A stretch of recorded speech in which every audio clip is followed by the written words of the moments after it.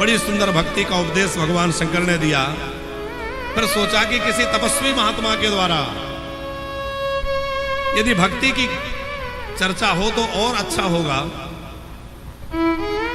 तो भगवान शंकर कथा सुनने की इच्छा हुई तो माता सती को लेकर के और अगस्त ऋषि के आश्रम में पधारे। उस समय जो युग चल रहा था वो त्रेता युग की घटना है। ये गोस्वामी तुलसीदास जी ने भी इस घटना का बड़ा रसीला वर्णन रामचरितमानस में किया है। भगवान महादेव भगवती सती को लेकर कैलाश से नीचे उतरे और कुंभज ऋषि के आश्रम पर गए। अब आप जरा आनंद की बात देखिए कि भोले बाबा रहते तो बड़ी ऊंचाई पर हैं और कथा सुनना है तो नीचे उतरे। इसका मतलब है कि कथा यदि आपको अंदर बिठाना है तो आपको नीचे उतरना पड़ेगा। कहां से नीचे उतरना पड़ेगा? सोफे से नहीं, वो तो बढ़िया बैठे हैं। उस ऊंचाई से जो हमारे अंदर हमने पाल रखी है। कोई सोचता है मैं इतना धनी व्यक्ति हूं, कोई पद की ऊंचाई पर बैठा है, कोई धन की ऊंचाई पर बैठा है, कोई ज्ञान की ऊंचाई पर बैठा है। तो जिस ऊंचाई पर बैठे उससे नीचे उतरो तो ही कथा आप में बैठेगी, क्योंकि पानी हमेशा नीची जगह में जाता है और वहीं जाकर रुकता है। और भोले बाबा अकेले नहीं गए। संग सती जग जननी भवानी, संग सती जग जननी भवानी, संग सती जग जननी भवानी, संग सती जग जननी भवानी, संग सती जग जननी भवानी। भोले बाबा अकेले नहीं हैं, साथ में जगन माता पराम्बा भगवती सती साथ में चल रही है। एक बात ध्यान रखिएगा, कथा में जाओ, सत्संग में जाओ, संतों के पास जाओ तो छोटे बनकर के जाओ, बड़प्पन का अभिमान लेकर मत जाओ। भोले बाबा गए तो छोटे बनकर, तुलसीदास जी नाम लिख रहे हैं शंभु, शंभु मारे छोटा सा नाम, और छोटे से बन के गए। तो सती जी अपनी पूरी विशेषताओं को साथ लेकर चल रही हैं।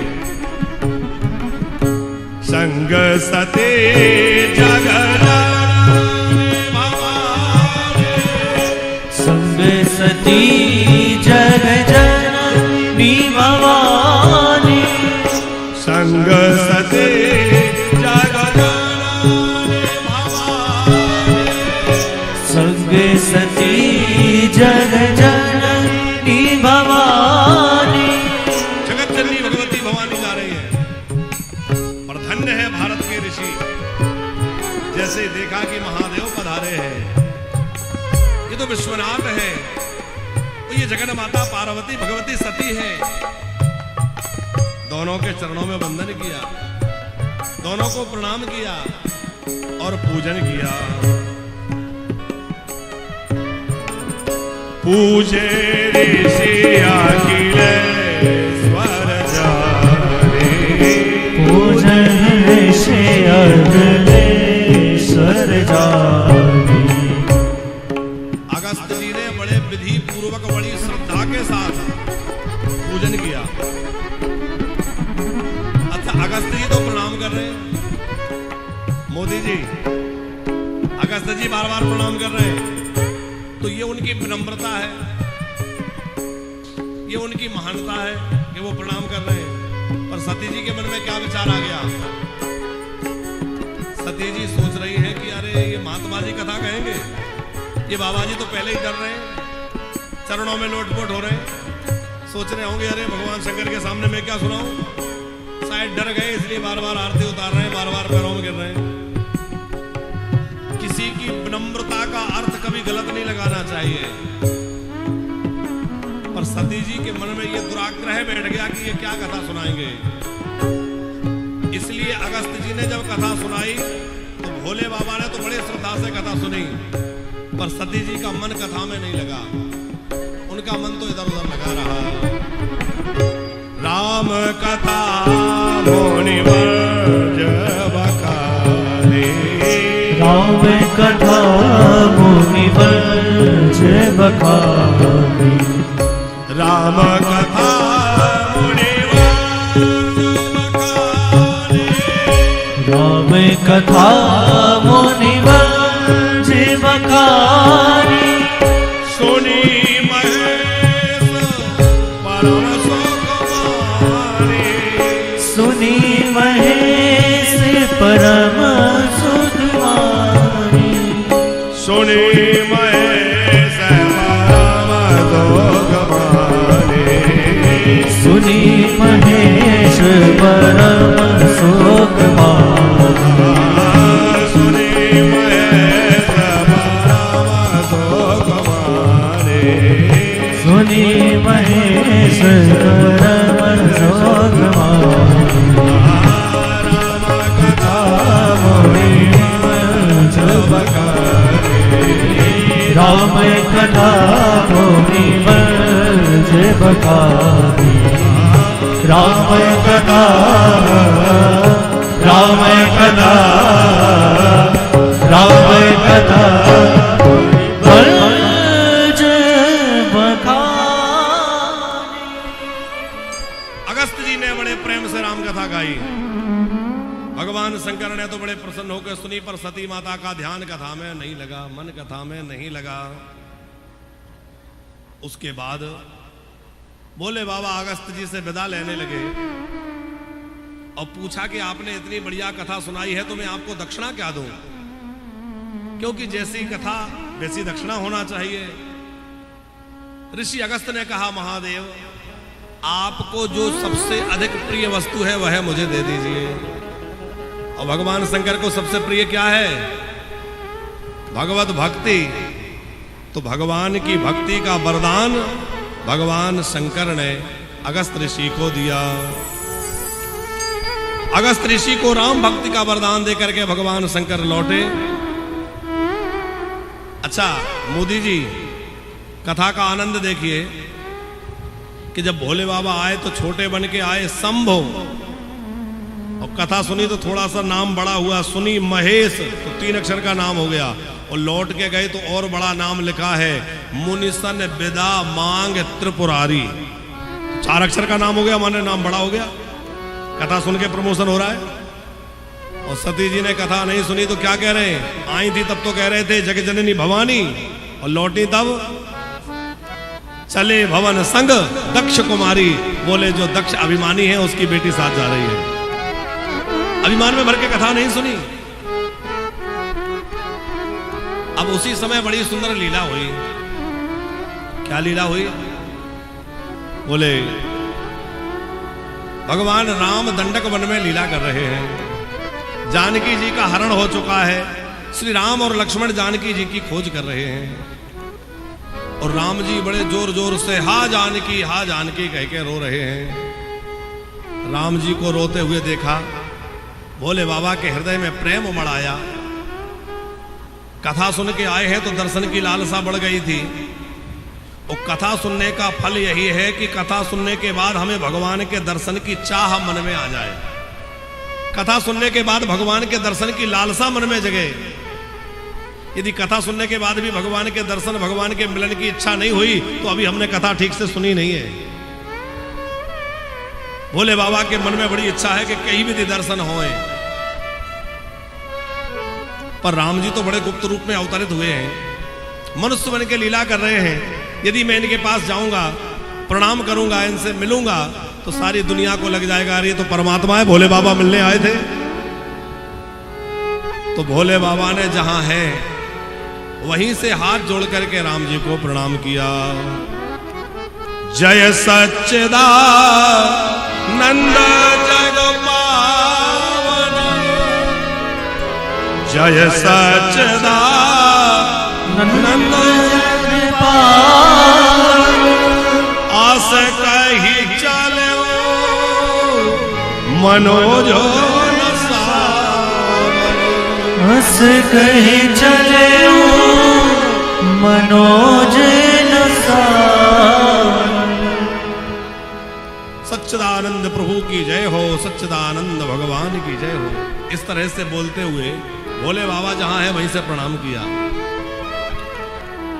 शिव महापुराण में लिखा है पूर्ण कामं पराधीनम प्राणवत्सम उदाहरा रामं भजन्तं विपले सलक्ष्मणं उदारधि। लक्ष्मण जी के सहित राम जी को देखा, भोले बाबा वहीं से प्रणाम करने लगे। अच्छा देखो, राम जी के और भोले बाबा के अनेक तरह के संबंध हैं। राम जी कहते हैं कि भोले बाबा मेरे इष्ट हैं, और भोले बाबा कहते हैं कि राम जी मेरे इष्ट हैं। तो भोले बाबा स्वामी भी हैं और भोले बाबा सेवक भी हैं, और भोले बाबा सखा भी हैं, मित्र भी हैं। तो राम जी ने मित्र के भाव से भोले बाबा से कहा कि बाबा दर्शन की मिलने की इतनी इच्छा है तो आ जाइए ना, आते क्यों नहीं है? भोले बाबा बोले देखो मैं मिलने आऊंगा तो सारी दुनिया ये समझ जाएगी कि आप भगवान हैं। राम जी ने कहा हमारी लीला भी इतनी कमजोर नहीं है कि आप प्रणाम करें और सब हमें भगवान मान लें। भोले बाबा ने कहा क्यों नहीं मानेंगे? अरे जब मैं प्रणाम करने जाऊंगा तो सब समझ जाएंगे आप परमात्मा हो। राम जी बोले देखो सारी दुनिया को तो बाद में समझाना कि मैं भगवान हूं, पहले अपनी पत्नी को समझा लो मैं भगवान हूं तो जाने। अच्छा एक बात ध्यान रखना, आप सारी दुनिया को समझा सकते हैं, क्यों मोदी जी? सब दुनिया को समझाया जा सकता है पर किसको नहीं समझाया जा सकता? अब मोदी जी कह रहे हैं हम कुछ नहीं कहेंगे। 3 लोगों को नहीं समझाया जा सकता, एक तो अपने पड़ोसी को, एक अपने परिवार को, और एक अपनी श्रीमती जी को। उनको समझाना बहुत मुश्किल है। अच्छा भोले बाबा से नहीं समझी, एक बात ये भी ध्यान रखिएगा कि हमसे ना समझे तो परेशान ना हो, क्योंकि जब भगवान शंकर समझाने वाले त्रेता युग जैसा समय और भोले बाबा से नहीं समझी तो हमसे ना समझे तो इसमें परेशान होने की क्या बात है? भोले बाबा ने कहा देवी तुम्हारे अंदर कुछ परेशानी दिख रही, क्या बात है? सती जी के मन में लग रहा है अरे ये एक मनुष्य को प्रणाम कर रहे हैं, ना इनमें सत्य दिख रहा, ना चित्त दिख रहा, ना आनंद दिख रहा। सच्चिदानंद कह रहे हैं परमात्मा तो ज्ञान स्वरूप होता है और रोना धोना ये तो अज्ञानियों का काम है। राम जी इतने जोर जोर से क्यों रो रहे हैं? अच्छा राम जी बहुत जोर जोर से रोए, मोदी जी क्यों रोए? श्री तुलसीदास जी ने कवितावली में एक बड़ी सुंदर बात लिखी है। बोले जो आसपास रहने वाले ऋषि मुनि थे पंचवटी के, वो सब पंचवटी पे आते थे और राम जी के साथ जानकी जी को देखते कि जानकी जी खूब आश्रम को सजा के रखती हैं, संवार के रखती हैं, अतिथि आए तो उनका सत्कार करती हैं और बड़ी सेवा करती हैं। तो उन तपस्वी तपोधन महात्माओं के मन में भी विचार आया कि भाई हम लोग भी यदि ग्रस्त हो जाएं तो हमारे घर में भी गृहिणी रहेगी, वो भी हमारे आश्रमों की देखभाल बढ़िया से करेगी, आश्रम का काम सब ठीक ठाक हो जाएगा, तो क्यों ना हम लोग भी गृहिणी रख लें। कुछ महात्माओं ने कहा भाई इतनी स्त्रियां मिलेंगी कहाँ, हम बाबाओं को कौन विवाह करेगा? एक महात्मा बोले सुनो, राम जी के चरणों में चमत्कार है। एक शिला से राम जी के चरण छू गए थे तो वो नारी बन गई थी। यहाँ तो पर्वत है, शिलाओं की कोई कमी तो है नहीं, तो हम लोग वो शिलाएं ला ला के रख लेते हैं। एक दिन राम जी का निमंत्रण करेंगे, राम जी से सब शिलाओं को छुआएंगे, वो सब स्त्रियां बन जाएंगी, हम सब उनसे ब्याह कर लेंगे। अब वो महात्मा सब इसी काम में लग गए, शिलाएं बढ़िया बढ़िया ला ला के रखने लगे। राम जी ने कहा लक्ष्मण आजकल कुछ महात्माओं का आना कम हो गया। लक्ष्मण जी बोले जरा वो सब अपने अपने काम में लग गए। राम जी को जब पता चला, राम जी सोचने लगे हम तो इन महात्माओं से तपस्या ज्ञान वैराग्य की चर्चा सुन रहे थे और इन्होंने हमारे ग्रस्त होने से गृहस्थी की शिक्षा ले ली। उसी समय असली जानकी तो अग्नि में प्रवेश कर गई। छाया जानकी को रावण ने हरण कर लिया और राम जी बड़ी जोर जोर से रोए। और जो महात्मा सुने कौन रो रहा है? बोले राम जी रो रहे हैं। महात्माओं ने सब शिलाएं फेंक दी। बोले भैया जब विवाह के बाद राम जी जैसों को रोना पड़ता है, हमें भी रोना पड़ेगा, हमें चक्कर में नहीं पड़ना। तो रो रो के राम जी उन महात्माओं को दिखा रहे हैं कि भैया ये जितना बढ़िया दिखता है उतना बढ़िया जीवन नहीं है। बाहर से तो दिखता है बड़ी मौज है, पर वो तो जिसके पास बैठो उसको पता चलता है कि क्या परेशानियां गुजर रही है? तो राम जी बड़ी जोर जोर से रो रहे हैं। सती जी को उनको रोते हुए देख करके भ्रम हो गया, ये परमात्मा कैसे हो सकता है, ये ब्रह्म नहीं हो सकता। बोले बाबा ने समझाया, देवी तुम इनके ऊपर संदेह मत करो। देखो भगवती सती, तुम मुझसे पूछती हो ना किसका भजन करते हो, मैं जिनका भजन करता हूं ये वही हैं। वो अभी अभी हम जिन अगस्त ऋषि जी की यहाँ कथा करने सुनने गए तो अगस्त जी ने जिन राम जी की कथा सुनाई वो राम जी कोई और नहीं है, वो यही हैं। अच्छा आप विचार करिए कि सती जी ने राम जी की कथा वहां अगस्त जी से ठीक से सुनी होती तो क्या राम जी के चरित्र पर संदेह होता? पर संदेह उसी को होता है जो कथा ठीक से नहीं सुनता, और जो कथा सही से सुनता है उसका तो संदेह छिन्न भिन्न हो जाता है। हरे तेरा भी संशय भागेगा, तेरा भी संशय भागेगा, श्री पार्वती जथा की जय जय राम कथा, जय श्री राम कथा, हो जय जय राम कथा, हो जय श्री राम कथा। राम कथा सुंदर कर तारी, जैसे पक्षी बैठे हो और कोई ताली बजा दे तो पक्षी भाग जाते हैं, उसी प्रकार हमारे अंदर जो संशय है वो कथा सुनने से सारे संशय समाप्त हो जाते हैं। भगवान महादेव कह रहे हैं, शृणु मद वचनम देवी न विश्वसिति चेन्मनः, स्वयं राम परीक्षामि कुरु तत्र स्वयाधिया। हे देवी सती, तुम्हारे मन में यदि विश्वास नहीं हो रहा तो अविश्वास लेकर जाओगी, संशय लेकर जाओगी तो विश्राम नहीं मिलेगा।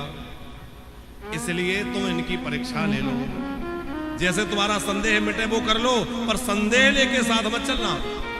क्यों? संदेह बना रहेगा तो तुम्हारे मन में बार बार गलत विचार आएंगे, जिससे अपराध बनेगा। इसलिए तुम अपना संदेह मिटा लो कि जे ही विधि में जैसे जाए मोह भ्रम भारी, जैसे जाए मोह भ्रम भारी, करहो सो जतन विवेक विचारी, करहु सो जतन विवेक विचारी, करहो सो जतन विवेक विचारी, करहु सो जतन विवेक विचारी, करहो सो जतन विवेक विचारी, करहु सो जतन विवेक विचारी, जैसे जाहे वो ब्रह्म भारे, जैसे जाए वो ब्रह्म भारे। देवी, जैसे तुम्हारा मोह नष्ट हो तुम वो ही करो, परीक्षा ले लो। सती जी को लगा हाँ ये ठीक है, मैं परीक्षा लेने जाती हूँ। भोले बाबा एक बड़ वृक्ष के नीचे बैठ गए, सती जी परीक्षा लेने गई, फिर मन में विचार करने लगी कैसे परीक्षा लूं। तो सोचा कि जिनको ढूंढ रहे हैं वो ही बन जाती हूं। राम जी किसको ढूंढ रहे थे? अरे आप लोग बोला करो तो हमें ये तो पता चले, आपकी समझ में आ रहा है। जानकी मैया को। तो सती जी ने जानकी जी का रूप बना लिया। वो कहां चलने लगी? जिधर राम लक्ष्मण आ रहे हैं उनके आगे आगे, राम लक्ष्मण के आगे आगे चल रही हैं। अच्छा, राम जी तो परमात्मा है, जान ही जाएंगे कि असली है कि नकली है। पर साधारण व्यक्ति भी यदि थोड़ी बुद्धि का प्रयोग करे तो समझ में आ जाएगा कि ये नकली है।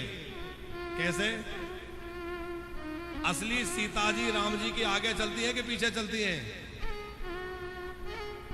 असली जानकी हमेशा राम जी के पीछे पीछे चलती हैं और ये आगे आगे चली। इससे ये पता चलता है कि ये नकली है। और मोदी जी, जानकी मतलब भक्ति, लक्ष्मण वैराग्य है, राम ज्ञान है और जानकी मैया भक्ति है। तो भक्ति असली भक्ति होगी तो वो भगवान के पीछे पीछे चलेगी, और जो नकली भक्ति होती है वो भगवान को पीछे छोड़ देती है और भगवान से भी आगे आगे चलती है। तो जो भगवान को भी पीछे छोड़ के अपनी ही पूजा कराने लगे, अपने आप को ही भगवान से भी आगे बढ़ा दे, बड़ा बना दे, ऐसे लोगों से सावधान हो जाना। आज ऐसे भी मत पंथ प्रकट हो गए हैं जो कहते हैं भगवान की पूजा से कुछ नहीं होता, भगवान की मूर्ति हटाओ। कितने ऐसे लोग हैं जिन्होंने मूर्तियां घरों से हटवा दी। किसकी पूजा करें? बोले हमारे गुरुजी की फोटो रख लो, गुरुजी की पूजा करो। क्या होगा? बोले गुरुजी स्वर्ग के दरवाजे पे मिलेंगे, तुम्हें स्वर्ग में ले जाएंगे। अब ये तो मरने के बाद पता चलेगा कि स्वर्ग के दरवाजे पे मिलेंगे कि नरक के दरवाजे पे मिलेंगे, है? पर इतना याद रखना, जो भी गुरु आपसे ये कहे कि भगवान की पूजा बंद करके केवल गुरुजी की पूजा करो या ये करो या वो करो, ऐसे गुरुजी को दूर से प्रणाम कर लेना, पर जीवन में भगवान की पूजा मत करना छोड़ना साहब। भगवान की भक्ति कभी बंद मत करना, क्योंकि हम सब उन्हीं के लिए तो कर रहे हैं, और उन्हीं की भक्ति से कोई दूर कर दे, बहुत सावधान रहना है। अब राम जी तो पहचान गए, प्रेम विह्वल हो गए। देखो मेरी माता कितना बढ़िया रूप बना के आई है, वो तो माता का ही रूप देख रहे हैं कि प्रेम तत्व सती बुद्धि,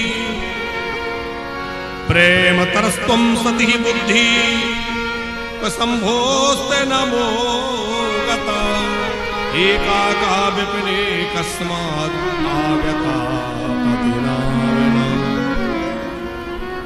अब सती जी आगे आगे जा रही थी तो राम जी ने हाथ जोड़ के प्रणाम किया। अब राम जी ने प्रणाम किया तो किसी ने राम जी से पूछा कि ये तो आपकी परीक्षा लेने आई, आप इनको प्रणाम क्यों कर रहे हैं? राम जी बोले इसीलिए तो प्रणाम कर रहा हूं, परीक्षा लेने आई हैं। क्योंकि परीक्षा लेने वाला बड़ा होता है और परीक्षा देने वाला छोटा होता है। ये परीक्षक हैं, मैं परीक्षार्थी हूं, इसलिए मैं इनको प्रणाम कर रहा हूं। जोरी पानी प्रभु की न प्रणाम, जोरी पानी प्रभु की न प्रणाम, जोरी पानी प्रभु की न प्रणाम, जोरी पानी प्रभु की न प्रणाम, पिता समेत लीन निज नाम, पिता समेत लीन निज नाम। राम जी ने अपने पिताजी का नाम लेकर कहा, मैं चक्रवर्ती नरेश महाराज दशरथ का पुत्र राम आपको प्रणाम करता हूं। माता जी आप अकेली इस वन में क्या कर रही है? भगवान शंकर कहाँ है? महादेव जी कहाँ है? इतना सुनते ही सती जी घबरा गई, अरे तो मेरे को पहचान गए। कहा हो बहोरी कहाँ ब्रज के कहाँ ब्रज के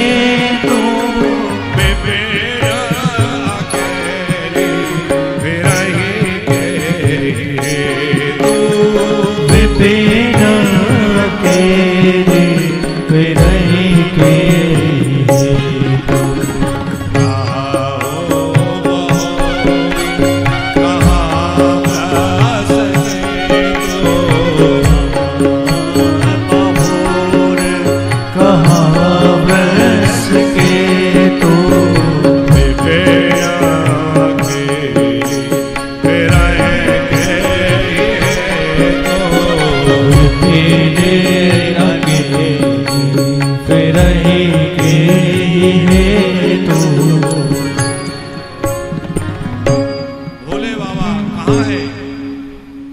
इतना सोते ही सती जी डर गई, अरे ये तो मेरे को पहचान गए। अब सती जी कुछ भी उत्तर नहीं दी, क्या कहे, भयभीत होकर वहां से भागी। और मोदी जी सती जी जैसे ही भागी तो भोले बाबा को लगा कि ये डर गई, थोड़ा अपना प्रभाव दिखलाना चाहिए। तो राम जी ने क्या लीला दिखाई कि सती जी ने देखा कि सामने से राम जी, जानकी जी, लक्ष्मण जी तीनों चले आ रहे हैं। अब सती जी सोचने लगी कि अरे जानकी जी का तो हरण हो गया था, ये कहां से आ रही है। पीछे मुड़ के देखा तो पीछे भी राम, लक्ष्मण, जानकी। इधर देखती हैं, उधर देखती, जहां नजर जाती है भाई जानकी मैया, राम जी, लक्ष्मण जी, और अनेक सिद्ध मुनि गंधर्व उनकी सेवा कर रहे हैं। अनेक ब्रह्मा विष्णु शिव उनकी पूजा कर रहे हैं। सोई रघुवर सोई लक्ष्मण सीता, देख सती अति भई सभीता, अत्यंत व्याकुल होकर डर गई। देखे शिव विधि विष्णु अनेका, अमित प्रभाव एक ते एका। अनेकों ब्रह्मा विष्णु महेश सेवा कर रहे हैं, सब जगह एक से बड़ा एक प्रभाव। सती जी डर गई, आंख बंद कर ली, और जब आंख खोल के देखी तो भगवान राम ने अपनी माया हटा ली। अब सती जी डरी हुई भोले बाबा के पास आई तो भोले बाबा ने हंस के पूछा, और देवी कैसी हो, ठीक ठाक हो। हंसी पूछी कुशलात। अच्छा, कुशल क्यों पूछी कि ठीक हो, अभी अभी तो गई थी। क्योंकि जो भगवान के ऊपर संदेह करे उसकी कुशलता में भी संदेह रहता है। भोले बाबा ने पूछा, अच्छा देवी ये बताओ कैसे परीक्षा ली। आप आश्चर्य करेंगे, सती जी ने बिल्कुल झूठ बोल दिया, बोले मैंने कोई परीक्षा नहीं ली, कछु ना परीक्षा ली न गोसाई, मैंने कोई परीक्षा नहीं ली। भोले बाबा ने कहा, जब परीक्षा नहीं ली तो गई क्यों थी। बोले प्रणाम करने गई थी। कैसे प्रणाम किया। बोले कीन प्रणाम तुम्हारे उनाई, जैसे आपने प्रणाम किया वैसे मैंने किया। भोले बाबा सोच रहे हैं कि हमारे जैसे ही प्रणाम करना था तो वहीं से कर लेती जहां से हमने किया था। इसका मतलब ये हमारे तरह का प्रणाम तो नहीं है, कुछ तो गड़बड़ है। भगवान शंकर ने आंख बंद करके देखा तो सारा दृश्य उनके सामने उपस्थित हो गया। ओहो, इन्होंने सती ने सीता जी का रूप बनाया, मेरी मां का रूप बनाया, इन्होंने बहुत बुरा किया।